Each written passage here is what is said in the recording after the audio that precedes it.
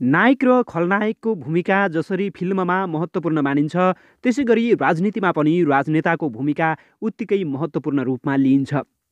देश बनाउनकै लागि देशको हितका निम्ति नायकहरू लागि परेका हुन्छन्। यहाँ कुनै राजनेताको भक्तिगान गर्न खोजिएको भन्दा पनि ती राजनेताले गरेका काम कति देश अनि जनताका हितमा भए अथवा थिए भन्ने प्रश्न गर्न खोजिएको छ।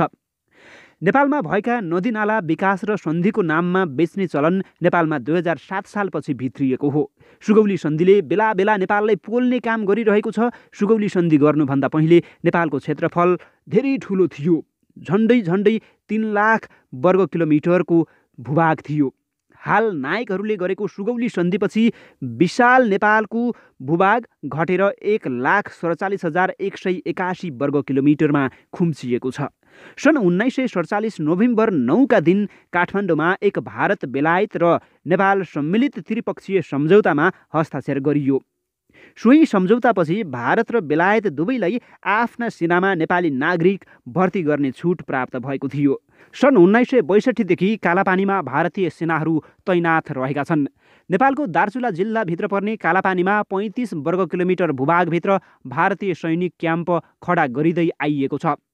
सन् 1965 जनवरी 30 मा नेपाल र भारत सुरक्षा सहयोग सम्झौता सम्पन्न भयो। उक्त सम्झौता भारत सरकारले सम्पूर्ण नेपाली सेनालाई आवश्यक पर्ने हात हतियार, गोली, गट्ठा र कल पूर्जाहरूको आपूर्ति गरिदिने, आवश्यक हात हतियार भारतको अनुमति बिना अन्यत्रबाट खरिद वा पैठारी गर्न नपाइने उल्लेख गरियो। यो सम्झौतालाई पनि नेपालमा राष्ट्रघाती सम्झौताको रूपमा हेरिन्छ। सन् 1950 को सुगौली सन्धि बाहेक राणाहरूले नेपालको अहितमा कुनै पनि सन्धि सम्झौता गरेको पढ्न पाइँदैन। तर विक्रम सम्वत 2007 सालमा जब प्रजातन्त्र आयो तबदेखि नै विभिन्न नाममा नेपालको भूमि र जल बेचिएको छ। जब जब नेताहरू प्रजातन्त्रको नाम लिँदै सत्ताको कुर्सीमा बस्छन् तब अनेकौं बहानामा नेपालमाथि असमान सन्धि थुपारेर देशप्रति घात गर्ने गरेका छन्। सत्ता टिकाउनकै निम्ति 2048 सालमा भारत भ्रमणका क्रममा नेपालका प्रधानमन्त्री गिरिजाप्रसाद कोइरालाले टनकपुर सन्धि गरेका थिए। सत्ता टिकाउन र सत्तामा बसिरहने उद्देश्यले नेपाली कङ्ग्रेस र एमाले 2053 साल असोज 4 गते महाकाली सन्धिलाई नेपालको संसदबाटै अनुमोदन गरिदिएका थिए। अहिले राजनैतिक दलहरूमा राष्ट्रवादको नाममा ढोङ बजाउँदै एक अर्कालाई आरोप लगाउने चलन चलेको छ। अङ्ग्रेजहरूले आँखा गाडेको गण्डकबाट सिँचाइ गर्ने सोच सन् 1970 को दशकमा नै बनाएका थिए।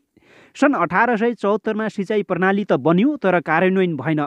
सन् 1896 मा बिहारमा अनिकाल परेपछि नहर निर्माण गर्ने प्रस्ताव पुनः अगाडि आयो। सन् 1903 मा त्रिवेणी नहरको निर्माण कार्य सकियो। त्रिवेणी नहर 1909 मा सञ्चालनमा आए पनि नियमित हुन सकेन। पछि विक्रम सम्वत 2016 जेठ महिनामा नेपाली कङ्ग्रेसले बहुमत हासिल गर्यो। त्यसै वर्ष 27 मेका दिन विश्वेश्वर प्रसाद कोइराला नेपालको प्रधानमन्त्री बने। त्यसैको झन्डै 6 महिनापछि विक्रम सम्वत 2016 मङ्सिर 19 मा गण्डक ब्यारेज सम्बन्धी सम्झौतामा हस्ताक्षर भयो। विक्रम सम्वत 2011 वैशाख 12 गते मातृका प्रसाद कोइरालाले भारतसँग कोशी सम्झौता गरे। कोशी सम्झौताकै कारण भारतले नेपाली भूमि सिँचाइको नाममा नेपाली भूभागमा पर्ने कोशी नदीमा बाँध बाँध्यो। वर्षायाममा जहिले पनि उक्त कोशी सम्झौताका कारण 1 लाख बढी नेपालीहरूले दुःख पाइरहेका छन्। मातृका प्रसाद कोइरालाले भारतसँग कोशी सम्झौता गरेको 5 वर्षपछि विक्रम सम्वत 2016 मङ्सिर 19 गते तत्कालीन प्रधानमन्त्री बीपी कोइरालाले गण्डक सम्झौता गरे। नेपालको पानीमा सबै अधिकार भारतको हुने गरी गरिएको सम्झौता नेपालको हितमा हुने त कुरै भएन। सँगै बीपीले कालापानीमा भारतीय सेना तैनाथ राख्ने सम्झौता गर्न समेत पछि परेनन्। तत्कालीन समयमा राजालाई कमजोर पार्न असम्भवदेखि राजतन्त्रको आडमा सत्तामा पुग्ने रणनीति बनाएर उनले राजासँग मेलमिलापको कुरा उठाए भने उता भारतसँग शान्ति सेना र हतियार सम्बन्धी सम्झौता गरे। उनी समेत सत्ताको निम्ति राष्ट्रघाती सम्झौता गर्न पछि परेनन्। नेपालको राजतन्त्र कमजोर पार्ने र भारतीय हस्तक्षेपलाई वैधानिक थालनी गर्ने कुरामा तत्कालीन प्रधानमन्त्री एवं कङ्ग्रेसका नेता बीपी कोइरालाको समेत हात रहँदै आयो। 2046 सालपछि नेपालको राजनीतिमा सबैभन्दा बढी राष्ट्रघाती सम्झौता भारतसँग कङ्ग्रेस नेता गिरिजाप्रसाद कोइरालाले गरे। गिरिजाप्रसाद कोइरालाले गरे। आफूलाई राष्ट्रवादी भन्दै हिँड्ने नेकपा एमाले त्यतिबेला यो टनकपुर सम्झौतालाई राष्ट्रघाती सम्झौता भन्दै अन्तर्राष्ट्रिय मुद्दा हाल्ने तयारी गरे पनि त्यसो हुन सकेन।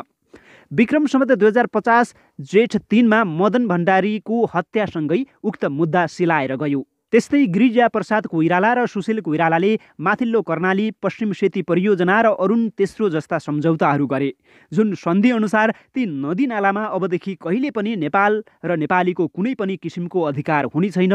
यी सबै सन्धि सम्झौता नेपालले भारतसँगै गरेका थिए। सन्धि सम्झौता हुन लागेको 2007 सालदेखि अहिलेसम्म पूर्व मेची नदीदेखि पश्चिमको महाकाली नदीसम्म 20वटा भन्दा बढी बाँध अन्तर्राष्ट्रिय नियम विपरीत नेपालको स्वीकृति बिनै भारतले बनाइसकेको छ, जुन राष्ट्रघाती महाकाली सन्धि अन्तर्गत पर्छ, जसमा हस्ताक्षर गर्ने मध्ये एक केपी ओली थिए। यो कुरा महाकाली सन्धि सम्बन्धी जानकार ऋषिराज लम्सालले सार्वजनिक कार्यक्रममा बोल्दै आएका छन्। उक्त सम्झौतामा गिरिजा, माधव कुमार र शेरबहादुर देउवाको पनि प्रमुख भूमिका रहेको थियो, जुन सम्झौता 2053 असोज 4 गते मध्यरातमा संसदबाट अनुमोदन गरिएको थियो। जनताको विरोधका बावजुद सत्तारूढ दल नेपाली कङ्ग्रेस, राप्रपा, नेपाल सद्भावना पार्टी र तत्कालीन प्रमुख प्रतिपक्षी दल नेकपा एमालेको समर्थनमा सम्झौता पास गरियो। महाकाली सन्धिको चर्को विरोध गर्ने नेकपा एमाले 2053 साउन 32 गते शुक्रबार बसेको एमाले स्थायी कमिटी बैठकले सन्धिको पक्ष वा विपक्षमा कुनै पनि टिप्पणी वा विचार व्यक्त नगर्न पार्टी नेताहरू एवं सांसदहरूलाई निर्देशन जारी गरेको थियो। यद्यपि एमाले पहिले हस्ताक्षर भएको सन्धिको स्वागत र समर्थन गरिसकेको भए पनि सन्धि अनुमोदन गर्ने बारे पार्टीभित्र मत बाँझिएपछि केपी ओलीको संयोजकत्वमा 26औं पूर्ण बैठक बसी अध्ययन कार्यदल बनाएको थियो। सार्वजनिक ठाउँमा वक्तव्य दिँदै ओलीले महाकाली सन्धिपछि मुलुकमा वर्षेनी 1 खर्ब 20 अर्ब आम्दानी हुने पनि बताउँदै आएका थिए। उक्त सम्झौतामा बरु हस्ताक्षर नगर्न वामदेव गौतमले नेतृत्व गरेका थिए। त्यस टोलीमा साहना प्रधान, सीपी मैनाली, राजेन्द्र श्रेष्ठ लगायतका नेताहरूले पनि नेकपा माले गठन नै गरे। गिरिजा प्रसाद कोइराला र सुशील कोइरालाले गरेको माथिल्लो कर्णाली परियोजनालाई 4180 मेगावाटलाई 900 मेगावाटमा सम्झौता गरेको भन्दै मध्यपश्चिम लगायत सुदूरपश्चिमको अछाम जिल्लावासी समेत आन्दोलनमा उत्रिए र आन्दोलनरत सङ्घर्ष समितिले आयोजना 4180 मेगावाटबाट घटाई 900 मेगावाटमा ल्याएर तुहाउन खोजिएको आरोप लगाउँदै आएका थिए। अभियानकर्ताहरूले तत्कालीन प्रधानमन्त्री केपी ओली, त्यसैगरी तत्कालीन माओवादीका अध्यक्ष पुष्पकमल दाहाल र संसदको लेखा समितिका सभापति जनार्दन शर्मालाई भेटेर सम्झौता खारेजका लागि पहल गर्न आग्रह समेत गरेका थिए। नेपाल र भारतबीच थुप्रै सन्धि सम्झौता भएका छन्, जुन सन्धि सम्झौताले नेपाललाई फाइदाभन्दा धेरै बेफाइदा पुर्याएको छ।